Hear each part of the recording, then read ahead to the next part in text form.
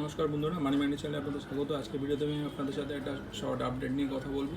সেখানে আমি বলতে চাইছি যে প্রথমে জানাই শুক্রবার দিন যে ডিল হয়েছিল ইউএস আর ইরানের মধ্যে, যে সিজফায়ার নিয়ে কী ডিল হয়েছিল, যে ইউএসের যে দাবিগুলো ছিল সেগুলো ইরান মোটামুটি মেনে নিয়েছিল, আর ইরানের দাবিগুলো ইউএসএ মেনে নিয়েছিল। এবং সেখান থেকে আমরা খবর পাই যে হরমুজ স্ট্রেট খুলে দেওয়া হবে, হরমুজ স্ট্রেট খুলে দেওয়া হয়েছিল। কিন্তু হঠাৎ করে শনিবার দিন আপডেট আসে যে হরমুজ স্ট্রেটের উপরে ইরান আবার নতুন করে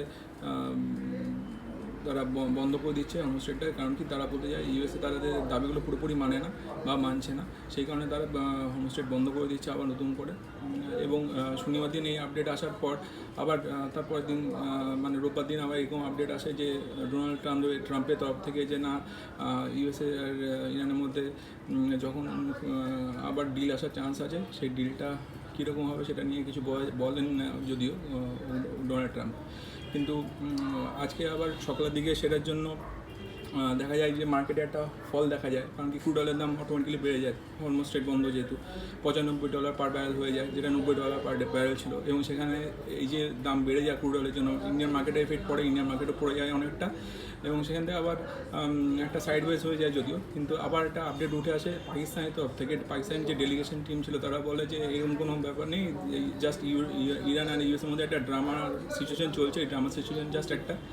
তো এটা নিয়ে একটা সিচুয়েশন তৈরি হয়।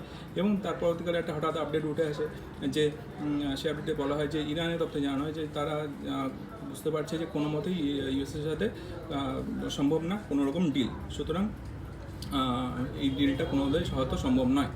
কিন্তু আবার একটা আপডেট এক্ষুনি বা কিছুক্ষণ আগে উঠে এসছে যে ইউএসের তরফে জানানো হচ্ছে যে নতুন করে না, পাকিস্তানের তরফে জানানো হচ্ছে যে নতুন করে হয়তো আবার ইউএসএ এবং ইরান আবার নতুন করে একটা পিস টকের জন্য বসবে বা ডিলের জন্য বসবে, যেটা খুবই ভালো পয়েন্ট। এবং তার জন্য হয়তো বাজার রিয়েক্ট করতে পারে কালকে, এবং সেটা খুবই ভালো হবে। আজকে রিয়েক্ট করতে পারে সকালবেলা। তো দেখা যাক কীরকম হয়।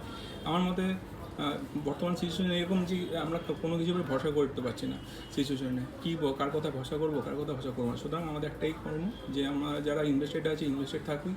এবং যেহেতু ক্রুড অয়েলের দামটা আপ ডাউন হচ্ছে, এবং যদি এটা নিচের দিকে আসে তবে মার্কেট আবার প্রতি আসবে, নাহলে মার্কেট আবার ক্র্যাশ করতে পারে। দেখা যাক কী হয়। তো এই ভিডিওটা এই পর্যন্ত থাকলো। কেমন লাগলো সেটা আমাকে কমেন্ট করে জানাবেন। যদি ভালো লাগে আমার চ্যানেলের ভিডিওগুলো, আমার চ্যানেলটা সাবস্ক্রাইব, শেয়ার, লাইক করে পাশে থাকবেন এবং আমার চ্যানেলটা গ্রো করতে হেল্প করবেন। ধন্যবাদ।